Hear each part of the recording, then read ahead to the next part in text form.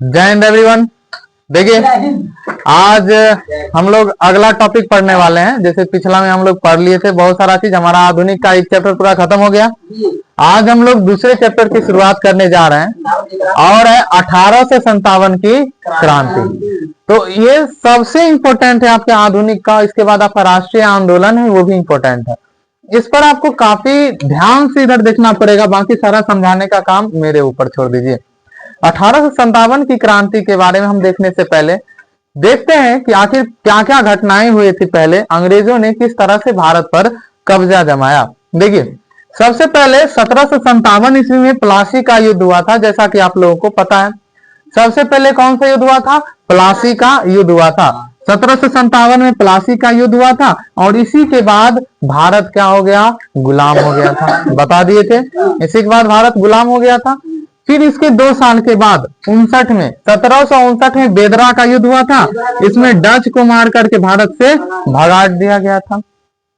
फिर 1760 में वांडीवास का युद्ध हुआ था। इसमें फ्रांस को मार करके भगा दिया था अंग्रेज सब। ये सब बता दिए थे। 1761 ईस्वी में मुगलों के साथ युद्ध हुआ था। पानीपत का कौन सा युद्ध? मराठों के साथ युद्ध हुआ था। अंग्रेज और मराठों के साथ पानीपत का तृतीय युद्ध। 1764 में बक्सर का युद्ध लड़ा गया था। ये सब युद्ध लड़ने के बाद बहुत सारे जगहों पर कब्जा किया, बहुत सारा नीति नियम लगाया, बहुत सारा आर्थिक नियम में बहुत सारा पॉलिसी लॉन्च किया, है ना। बहुत सारा जगह को हथिया लिया एक तरह से। ये सब नियम करके अंग्रेज हथियाने के बाद लोगों में 1757 से एकदम पनप रहा था ये उल्टा कर रहा है, अंग्रेज हमारे देश में आकर हम ही पे कब्जा कर रहा है, ये गलत कर रहा है कि नहीं कर रहा है। लोगों को तो पहले से ही इस पर गुस्सा उठा था अंग्रेज सब पर। 1757 से गुस्सा होते जा रहा था, लोग सब गुस्सा होते जा रहा था, होते जा रहा था। एक बार की बात आई 1856 की। 1800 कितना? 56। 57 से 1 साल पहले बहुत सारा कारण हुआ था। उस सब कारण को आज हम पहले देखेंगे, तो उसके बाद इस पढ़ेंगे कि क्यों हुआ था ये 57 की क्रांति। 1857 की जो क्रांति थी, इसको पहला स्वतंत्रता संग्राम भी कहा जाता है। 1857 की क्रांति को प्रथम स्वतंत्रता संग्राम भी कहा जाता है, या फिर सिपाही विद्रोह भी कहा जाता है। याद रखिएगा 1857 की जो क्रांति है उसी को पहला स्वतंत्रता संग्राम या फिर सिपाही विद्रोह के नाम से जाना जाता है। देखिए ये जो क्रांति थी, इसके होने का बहुत सारा कारण था। कोई भी चीज होता है वो तो अचानक से नहीं हो जाता है जी, कोई कारण होता है। हाँ एक चीज याद रखिएगा, आंदोलन जो होता है वो धीरे धीरे होता है। आंदोलन क्या होता है? धीरे धीरे, बहुत टाइम से चलते आ रहा है, धीरे धीरे आंदोलन होता है। लेकिन क्रांति अचानक से हो जाता है। क्रांति क्या होता है? अचानक। तो आंदोलन और क्रांति में अंतर समझ लीजिए, ठीक है। आंदोलन काफी स्लो प्रोसेस है, वो धीरे धीरे धीरे धीरे धीरे धीरे होता है, उसको आंदोलन कहते हैं। लेकिन क्रांति क्या कहते हैं? झट से पट, चट मंगनी पट ब्याह। समझ में आया? अरे चट मंगनी मतलब तुरंत मंगनी हुआ और तुरंत ब्याह कर लिया, यही हुआ चट मंगनी। अब देखिए तो बहुत सारा कारण हुआ था, तो उस सभी कारण को हम जानेंगे। 1857 की क्रांति का हम आर्थिक कारण भी जानेंगे, राजनीतिक कारण भी जानेंगे, प्रशासनिक कारण जानेंगे, धार्मिक और तात्कालिक कारण भी हम जानेंगे। तो इसको जानने के लिए हमको सबसे पहले कंसंट्रेशन की आप लोग की जरूरत है। आप लोग ध्यान से इधर बोर्ड की ओर कंसंट्रेट करिएगा, आपको पक्का दिमाग के अंदर हम पहुंच देंगे सारे बातों को। अब देखिए, अब पढ़ते हम कहानी की शुरुआत करते हैं। सबसे पहले आर्थिक कारणों को देखते हैं। आखिर क्यों 1857 ईस्वी में अर्थव्यवस्था के कारण, आर्थिक कारण से ये युद्ध की शुरुआत होती है। याद करिए आप लोग, अंग्रेजों ने अपनी अलग अलग नीतियों, अंग्रेज बहुत सारा नीति लाया था ना, जैसे अस्थाई बंदोबस्त लाया था। हाँ जी, अस्थाई कोई जमींदारी या इस्तेमारी कहते थे, अस्थाई बंदोबस्त लाया था। रैयतवाड़ी लाया था। कौन आया था? रैयतवाड़ी लाया था। महलवाड़ी लाया था। ये सब लाया था कि नहीं लाया था? तो ये सारा जो था व्यवस्था लाया कौन? अंग्रेज लाया। कौन लाया था? अंग्रेज लाया था। और भारत में ला करके भारत पर किसानों को इतना ज्यादा टैक्स, सब टैक्स से ना लगा रहा था कि 10 वर्षों पर टैक्स लगेगा, 30 वर्षों पर टैक्स लगेगा। मालवाड़ी सब यही सिस्टम में था ना जी, अस्थाई में, रैयतवाड़ी में और मालवाड़ी सिस्टम में। तो ये सारा नीति जो है अंग्रेज भारत पर लगाया और भारत के किसानों पर ज्यादा से ज्यादा मात्रा में टैक्स वसूलता था। ज्यादा से ज्यादा मात्रा में क्या वसूलता था? टैक्स, कर, लगान वसूलता था। समझ में आया? वसूलता था। ये पहली बात हो गई। उसके बाद क्या हुआ? अंग्रेज ने भारतीय वस्तु, जैसे भारत में वस्तु बनता है, भारतीय वस्तु का पहले व्यापार करता था, अलग अलग जगह निर्यात करता था। निर्यात मतलब भेजना, आयात मतलब आना। तो निर्यात करता था, एक्सपोर्ट करता था अलग अलग देश में। तो वो एक्सपोर्टिंग कर रहा था, तो अंग्रेज लोग क्या किया? आया और इसके एक्सपोर्टिंग टैक्स को बढ़ा दिया। जो निर्यात कर था उसको क्या कर दिया? बढ़ा दिया। अगर तुम बेचेगा तो तुमको यहाँ पहुंचाने का खर्चे लगेगा दुगुना। अगर कोई 100 का टी शर्ट है तो तुम पहुंचाएगा, अगर दूसरा देश कोई चीज से जाएगा तो उस 200 रुपया ज्यादा लगेगा। समझ में आया? इसीलिए लोग सब बाद में तो लेना नहीं पसंद करेंगे। ज्यादा जब दाम बढ़ जाएगा तो आप लोग यहाँ आना पसंद करेंगे? बोलेंगे GKGS का 1000 रुपया कल से लगेगा। कोई आएंगे? नहीं आएंगे। तो वही बात हो गया। इंडिया के उद्योग में जितने सब आदमी थे, इस सब पर एकदम ज्यादा निर्यात कर लगा दिया। अगर आपको बेचना है सामान को तो इतना ज्यादा आपको टैक्स देना पड़ेगा। लोग सब जो है धीरे धीरे बट्ठा बैठने लगा। भारत में जितना उद्योग था सब फैक्ट्री बैठने लगा। साथ ही साथ अंग्रेज सब आए भारत में, अपना फैक्ट्री भी लगाना शुरू कर दिए और उस सभी फैक्ट्री में उसका अपना उत्पादन होता था, मशीन से होता था। मशीन से काफी तेजी में उत्पादन होता है और थोड़ा स्टैंडर्ड क्वालिटी में उत्पादन होता है, जिस कारण से लोग सब वही खरीदते थे, सस्ते दाम में खरीद लेते थे। और जब खरीद लिया तो अब जितने भारत में थे हाथ से बुन करके बेचने वाले, उन सब का भट्टा बैठ गया, बेरोजगार हो गया, क्योंकि उनका जगह कौन ले लिया? मशीन ले लिया। समझ में आया ना जी? तो यही बात हो गई थी आर्थिक कारण में। अंग्रेज सब भारत को अर्थव्यवस्था के तौर पर पूरा खोखला कर दिया। भारत में जो उद्योग थे, जो फैक्ट्री थे, उसको भी क्या कर दिया? बंद कर दिया गया अंग्रेज अपनी नीति के द्वारा। समझ में आया? अंग्रेज कौन कौन सा नीति? अस्थाई, रैयतवाड़ी, महलवाड़ी, इस तरह का नीति लाया। अपने फैक्ट्री को भारत में स्थापना किया, जिस कारण से भारतीय अर्थव्यवस्था को पूरा खत्म करके और अपना अर्थव्यवस्था यहाँ पर शुरू कर दिया। भारतीय मजदूरों को अब कोई फायदा नहीं हुआ करता था। इस कारण से जितने लोग थे, जितने बेरोजगार हुए मजदूर थे, उन सबके मन में गुस्सा उठेगा ना। तो जितने मजदूर थे वो सब इकट्ठा हो गए। यानी आर्थिक कारणों में कौन गुस्सा होकर इकट्ठा हुए? सब मजदूर। सब कौन सब इकट्ठा हुए? मजदूर सब एक साथ आ गए। सब लेबर हो गए, सब लेबर एक साथ खड़ा हो गए, आंदोलन का एकदम क्रांति का तैयारी करना लगे। बोले कि ना, अंग्रेज तो हम लोग के साथ नाइंसाफी किया है। अब देखिए राजनीतिक कारणों को हम समझते हैं। आखिर क्यों राजनीतिक कारण 1857 की इस महान क्रांति का हिस्सा बना? देखिए इसमें आप याद करिए, आप लॉर्ड वेलेस्ली का नाम सुने हैं। लॉर्ड वेलेस्ली कौन सा संधि लाया था? सहायक संधि लाया था। कौन सा संधि लाया था? सहायक संधि लाया था। कौन लाया था? Lord Wellesley. इस सहायक संधि लाया था। इसके साथ साथ हमें और बताइए, लॉर्ड डलहौजी क्या लाया था? हड़प नीति लाया था। क्या लाया था? हड़प नीति लाया था। अब हमें एक बात बताइएगा आप ही, सहायक संधि में क्या होता था कि राजा से दोस्ती कर लिया जाता था, कहता था कि आप मेरे मजदूर, मेरे सैनिकों को आप अपने यहाँ रखिए और अपना ही पैसा दीजिएगा, आप खुद उनको वेतन दीजिएगा और आपकी हम क्या करेंगे? रक्षा करेंगे। सहायक संधि में यही बात हुई थी। सहायक संधि में जो अंग्रेज था वो राजा से दोस्ती करता था, कहता था कि अगर आपको प्रोटेक्शन चाहिए, अगर आपको सुरक्षा चाहिए तो अंग्रेजी सैनिक को अपने यहाँ रखिए, यानी अंग्रेज सैनिक को अपने यहाँ नियुक्त करिए, आप उनको वेतन दीजिए, बदले में हम आपकी रक्षा करेंगे। तो देखिए बहुत सारा राजा का पावर सीज हो गया, बहुत सारा सैनिक बेरोजगार हो गया। अरे हुआ कि नहीं हुआ? नहीं हो गया? बताइए हड़प नीति जब लाया था, हड़प नीति में क्या था? बहुत सारा राजा पर अंग्रेज कब्जा कर लिया था। राजा मरा, बोला कि अगर आपका कोई दत्तक पुत्र है, दत्तक मतलब अगर आप किसी को गोद लिए हैं, वो राजा नहीं बनेगा। तो बताइए राजा का भी जमीन तब कौन ले लेता था? अंग्रेज ही ले लेता था। अगर बेटा नहीं है राजा के पास, खाली बेटिए है, तो उस जमीन पर भी किसका अधिकार होता था? अंग्रेज का ही अधिकार हो जाता था। मतलब राजनीतिक कारण में हमें बस इतना याद रखना है कि अंग्रेजों ने किस तरह अलग अलग तरह का नीति कानून संधि किया भारत के राजाओं के साथ, और भारत का जो राजा था उस सब का गद्दी क्या हो गया, छीन गया।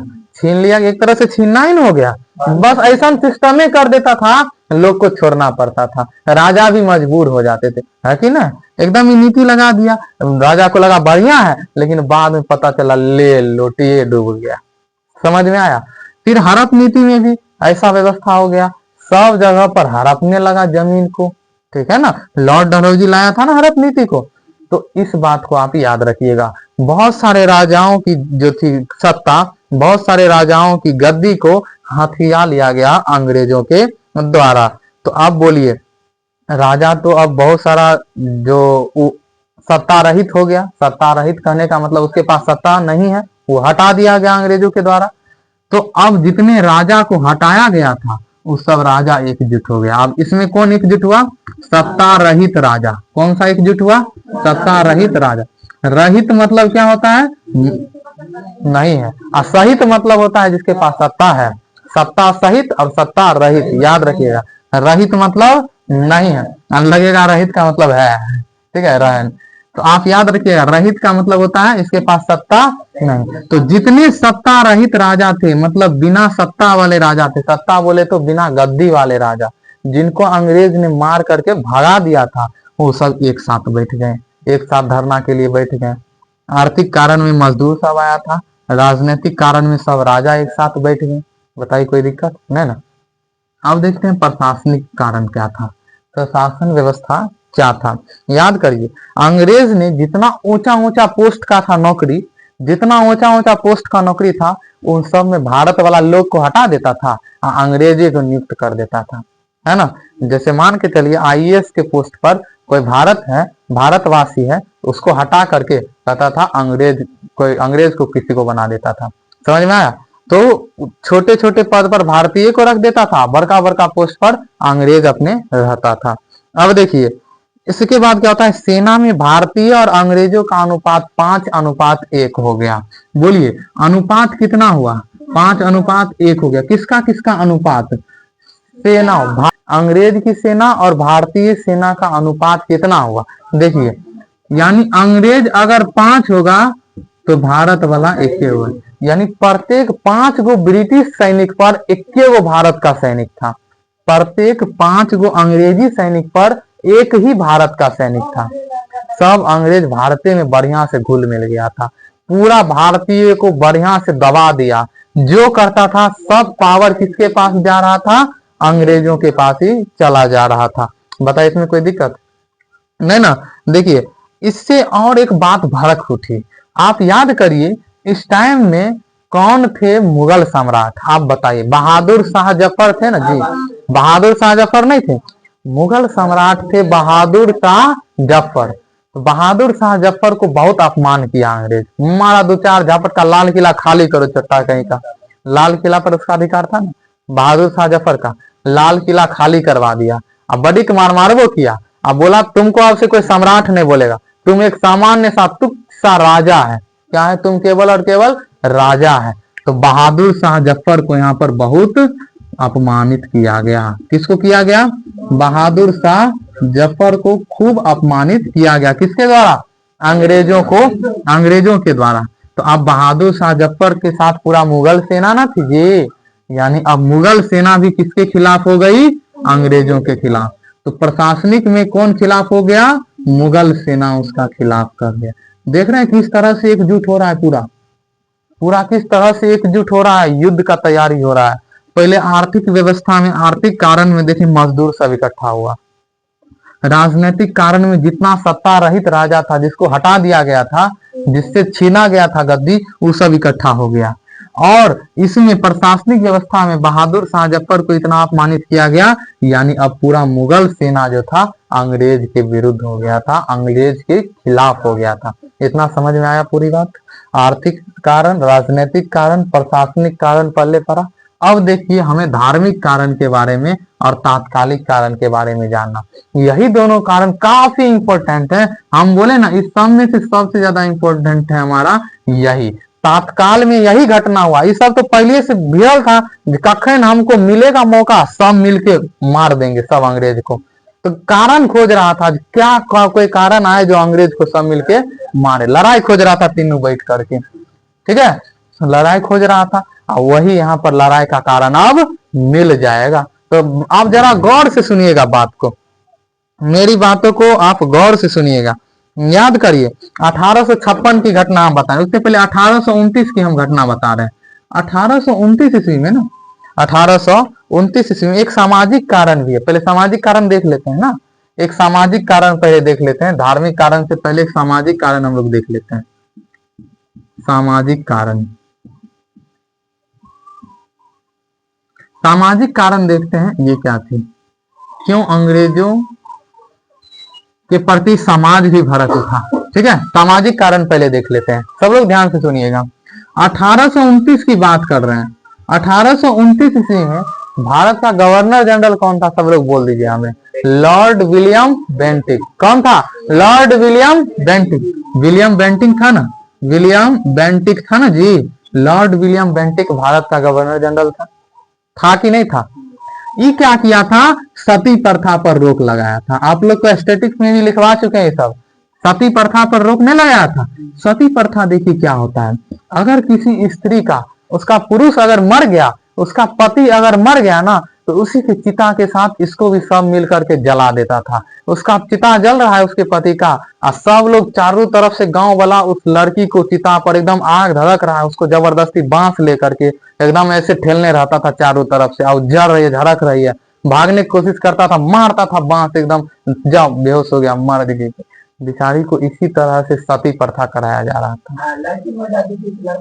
नहीं, लड़के के साथ ऐसा व्यवस्था नहीं था। तो ये समाज की एक कुरीति थी जो अंग्रेजों ने सुधारा था। लेकिन जो समाज वाला था वो कहा कि चट्टा कहीं का अंग्रेज हम लोग का रीति रिवाज में टांग रहता है ना। बस अंग्रेज के खिलाफ सब लोग भड़क गया, कहा सती प्रथा कहना। लेकिन एक बात ही सही कर रहा था, एक अच्छा काम किया ही सही, सती प्रथा का उन्मूलन किया, सती प्रथा को अंत किया। लेकिन लोग सब बुर्बक आदमी, कहा कि मेरे रीति रिवाज पर ही ठेस लगा रहा, जिस कारण से सामाजिक कारण भी बन जाता है। एक बात और याद करिए, 1856 ईस्वी में कौन थे गवर्नर जनरल? बोलिए, लोग कौन थे? लॉर्ड कैनिंग थे ना। कौन थे? Lord Canning. कौन थे? Lord Canning. 1856 ईस्वी में भारत के गवर्नर जनरल कौन थे? लॉर्ड कैनिंग थे। और ये लॉर्ड कैनिंग जो थे ना, ये विधवा पुनर्विवाह को शुरुआत किया। यानी अगर किसी का हस्बैंड मर गया है, सुनिएगा, अगर किसी का हस्बैंड मर गया है तो उसको दूसरे के साथ शादी करने का आदेश दिया गया। मतलब आप विधवा रहते हुए भी आप किसी से शादी कर सकते हैं, पुनर्विवाह कर सकते हैं, दोबारा विवाह कर सकते हैं। तो बोलिए, विधवा पुनर्विवाह कौन शुरू किया था? लॉर्ड कैनिंग, 1856 ईस्वी में। बस इहो पे लोग सब भड़क गया, ताकि चट्टा पहली बात, ये तो पहले मर रहे थे सब, सती प्रथा का अंत कर दिया। एक एगो भाई आया था 29 में, विलियम बेंटिक। अब 56 में आया, सती जिसको जिंदा छोड़ दिया, अब ओकरा करा दोसर से ब्याह करा दो। लोग सब एकदम बड़ा तमतम में आया, कहा कि चट्टा पगला गया है, सब हमारे राज्य में आके हम ही पर कुछ से कुछ कर रहा है। लेकिन काफी हद तक ये सही भी था, अंग्रेज नहीं सही कर रहा था, एकदम सही कर रहा था। बताओ, अब कोई मर गया है तो अब जान के थोड़ी मरता है, तो अब उसके लिए अब इसको भी जिंदा जला दिया जाता। एक तरह से बताओ, बड़ा भयंकर खराब पूरा था, कुरीति था इस समाज का, जो अंग्रेज सुधारा लेकिन लोग सब सुधारने नहीं दिया। तो बोलिए, लॉर्ड कैनिंग का सब लोग क्या करने लगा? विरोध करना शुरू किया। अब समाज के जितना आम जनता थे वो सब सामाजिक कारण से अंग्रेज का विरोध करने लगे। यानी सामाजिक कारण में आम जनता सब आ गए। कौन आ गए? आम जनता इकट्ठा हो गए। ठीक है, हाँ, वहां को जनता को किसी इस मतलब सती प्रथा से प्रॉब्लम नहीं था, कहता था ये तो रीति रिवाज है हमारा, पूर्वज करते आ रहे हैं, हम भी करेंगे ही करेंगे। ठीक है ना। अब देखिए, लॉर्ड कैनिंग जो था, लॉर्ड कैनिंग कहा कि नहीं, जो विधवा है उनका देखो, अगर कैसे वो अपना जीवन यापन करेगी, आप ही बताइए। अगर उसका हस्बैंड मर गया, सुनिए, अगर उसका हस्बैंड मर गया तो बेचारी क्या करके वो करेगी? हाँ, जाएगी कहीं बर्तन बासन सब चीज करेगी, बहुत सारा काम कर सकती है, लेकिन किस तरह से वो किस तरह से वो अपना जीवन यापन करेगी। इसलिए अंग्रेज सब ये व्यवस्था भी ठीक किया कि वह विधवा पुनर्विवाह को प्रोत्साहित किया, लेकिन सब लोग इसके खिलाफ हो गए। 4 कारण पहले समझे आप, 4 कारण समझे आप, 4 कारण समझे। देखिए, पहला आर्थिक कारण में कौन एक साथ हो गए, मजदूर सब एक साथ हो गए, इकट्ठा हो गए, किसके खिलाफ, अंग्रेजों के खिलाफ। राजनीतिक कारण में कौन एक साथ हो गए, जितना सत्ता रहित राजा थे, जिनको छीना गया था जिनसे, वो सब हो गए एक साथ। प्रशासनिक कारण में कौन एक साथ हो गए, जितना मुगल सेना थे सब अंग्रेज के खिलाफ एकदम से पहले से तैयार। और सामाजिक कारण जितना आम जनता था वो सब भी एक साथ हो गया। इतना तक समझ में आया कि नहीं आया? अरे आया ना जी। अब एक सबसे महत्वपूर्ण कारण है, वेरी वेरी इंपॉर्टेंट कारण है हमारा धार्मिक या फिर तात्कालिक कारण। तो बताइए, इसको आप इरेज कर सकते हैं आप लोग। जिसको फोटो खींचना है फोटो खींचिए, स्क्रीनशॉट मारना है मार लीजिए फटाफट।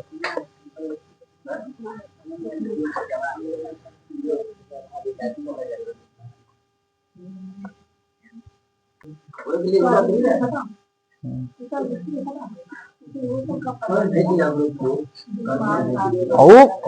भी 4 दिन का क्लास है। ये पूरा अपना भारत का इतिहास पूरा खत्म होगा, वो सभी पढ़ाएंगे इसके जस्ट बाद वही पढ़ाएंगे। सुनिए, इसको इरेज कर देते हैं ये सब। देखिए, 5वां और प्रमुख कारण क्या था, वो था धार्मिक या तात्कालिक कारण। कौन सा कारण था, धार्मिक और तात्कालिक कारण। देखिए ये क्या हुआ था, क्यों अंग्रेजों के खिलाफ सब लोग और भड़क उठे। अब ध्यान से आप लोग सुनिएगा, इधर दीजिए ध्यान।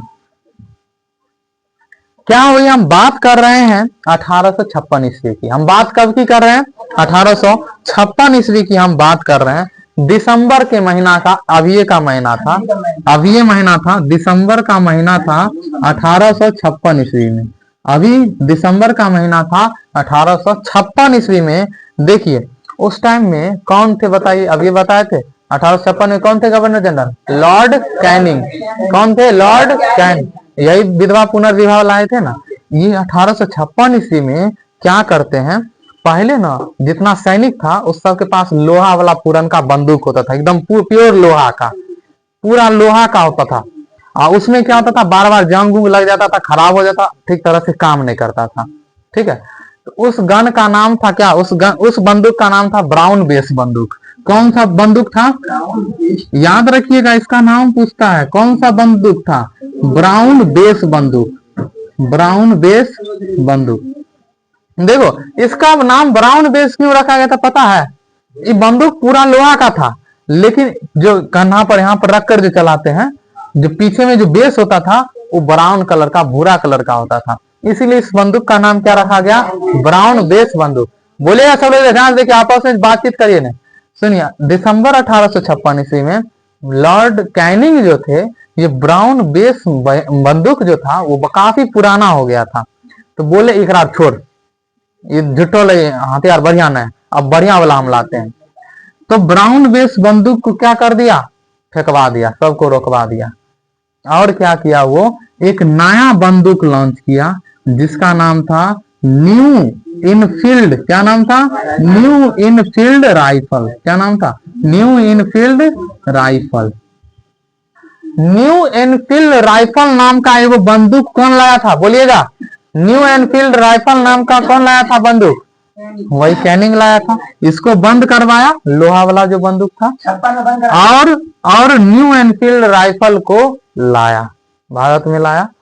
इसका इक्के वो खराबी था, ये ऐसा बंदूक था, इसमें एक खराबी था। बंदूक तो ठीक कर दिया, लेकिन उसका कारतूस जो होता है ना, गोली समझो ना, गोली, उसका जो गोली होता था वो लोहा का था। वो क्या चीज का था, अब तो बंदूक को बचा लिया जंग लगने से, लेकिन अब गोली को कौन बचाएगा, छर्रा जो था, गोली जो था, उसको कौन बचाएगा जंग लगने से, जंग लग जाता था। अब क्या किया अंग्रेज सब, मान के चलिए ये लोहा है, क्या चीज है, लोहा है, थोड़ा देर के लिए सपोज करिए, ठीक है, ये लोहा है, ठीक। अब ये हमारा हथियार है, समझ में आया ना, हाँ, इसका हम अपमान नहीं कर सकते, बस आपको समझाने के लिए इस हद तक हम जा रहे हैं। सुनिए, मान के चलिए ये लोहा है, ये हमारा गोली है, ये क्या चीज है? गोली। इस पर तो जंग लग जाएगा। क्या करता था अंग्रेज, ये हमारा गोली है, इस पर जंग से बचने के लिए पहले गाय का जो चर्बी था, उस गाय के चर्बी को इस पर लगाया गया बढ़िया से, ताकि इस पर जंग ना लगे। उसके बाद सुअर को मार करके उसके चर्बी से क्या बनाया गया? इसका कवर बनाया गया। इस गोली को रखने के लिए क्या बनाया गया? कवर बनाया गया। और यही ले जाता था सेना में देता था, और सेना तब इसका यूज करता था। अब इसको देखिए यूज कैसे करता था। जैसे ही कवर था, पूरा चमड़ी से बनल था, चर्बी से बना था, हाथ से फटेगा बताइए तो तिरा आ जाएगा, नहीं ना फटेगा। तो सब लोग को दांत से तीर के इसको फाड़ना पड़ता था। इस कवर को क्या करना पड़ता था? दांत से तीर करके फाड़ना पड़ता था इसको। तो सेना को तो शुरू में नहीं पता था, सब लोग तीर तीर के फाड़ के एकदम शूट करता था, फाड़ता था, नीचे अंदर से गोली निकलता था, गोली बंदूक में सेट करके मारता था, ठा यहाँ तक ठीक था। एक बार जो भारतीय सेना जो था, भारतीय सैनिक गलती से गोली बनाने वाले फैक्ट्री में घुस गया। भारतीय सैनिक जो था वो गलती से वो गोली बनाने वाले फैक्ट्री में घुस गया। वो देखा चिट्टा ही कथी कर रहा है रे, इधर गाय मरल है इतना सारा, इधर सुअर मरा है इतना सारा, क्या कर क्या रहा है। देखा तो बगले में गोली का कवर बना, बाप रे बाप, गोली का कवर बन रहा है जिससे ई जाके हल्ला कर जाए, सुना हो सुना सुना सुना हो, हमें यार गलिए जो है ब्रश हो गलिए। अब ये जाकर के पूरा सेना में हल्ला कर दिया, कहा कि ये जो है हमारा गोली का जो कवर बन रहा है, गाय और सुअर के चर्बी से बन रहा है। किस किस से बन रहा है? गाय और सुअर के चर्बी से बन रहा है। जितने हिंदू थे वो सब बोले बाप रे बाप, हम कितना बड़ा पाप कर लिए। गाय हिंदू में पूजनीय होता है, तो सब हिंदू को बड़ा गुस्सा आ गया, धार्मिक ठेस पहुंचा। और इस्लाम धर्म में सुअर सबसे अपवित्र माना जाता है, अपवित्र माना जाता है ना, उस मुंह में ले रहा था। जिस कारण से पूरा हिंदू और मुस्लिम जितना था उस सब में धार्मिक चोट काफी कस के लगा। सब सैनिक जितना था हिंदू मुस्लिम सब भयंकर गुस्सा उठ गया। जिसमें से एगो आदमी था मंगल पांडे। एक आदमी कौन थे? मंगल पांडे। मंगल पांडे बोले हम ना चले, वो करता कि फाड़ एक बंदूक में डाल, हम ना फाड़, वो करे को जे कर ले। बस गुस्सा उठाया, अंग्रेज मारा एक थप्पड़ मंगल पांडे को। मंगल पांडे है वाला निकाला बंदूक, अब मार बंदूक पेनी से मुंह कान झाड़ दिया बहुत से अंग्रेज सब का। अरे पीछे वाला जो होता है ना, मारा कपार फोड़ फाड़ दिया।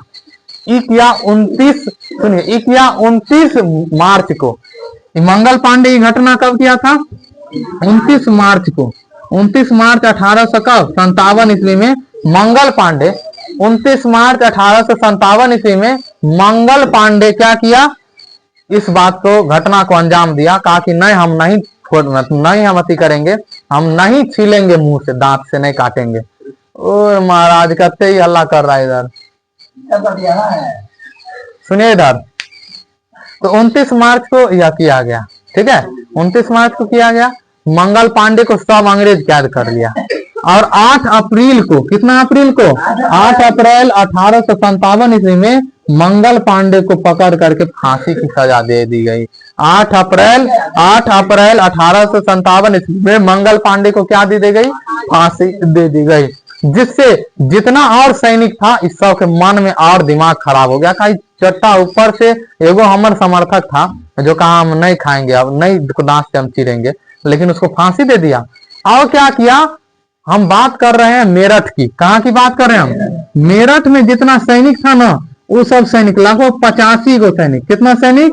लगभग 85 गो सैनिक, 85 गो सैनिक कहा हमू ने फाड़ो, आप जे करे को कर। एकरो गुस्सा उठ गया, फिर एकरो आके अंग्रेज मारा। इहो मंगले पांडे वाला डायलॉग मारा, गोली उल्टा घुमाया, मार, सब अंग्रेज को सैंत दिया। तब क्या किया? सब को सैंता, वहां से भाग गया, सब मिलके भागा। जितने सब बैठल था मजदूर, जितना सत्ता रहित सब आदमी, सब जितना मुगल सेना बैठल था, जितना जनता बैठल था, और जितना सैनिक है, सब एक साथ मिल करके अंग्रेज के साथ महाघमासान युद्ध का क्या कर देता है? शुरुआत कर देता है। और कब करता है शुरुआत? तो ये 9 मई को शुरुआत किया जाता है 1857 ईस्वी में। इस युद्ध की महान क्रांति की शुरुआत होती है, जिसमें पूरे देश भर के लोग शामिल होते हैं। आप देख ही लिए कोई ऐसा वर्ग नहीं छूटा जो शामिल नहीं हुआ। धीरे धीरे इस सभी देश में ये पूरा फैल गया। ये पहले मेरठ से शुरू हुआ, अब दिल्ली में शुरू होगा, इससे बढ़ते बढ़ते पूरा देश में अब फैलेगा।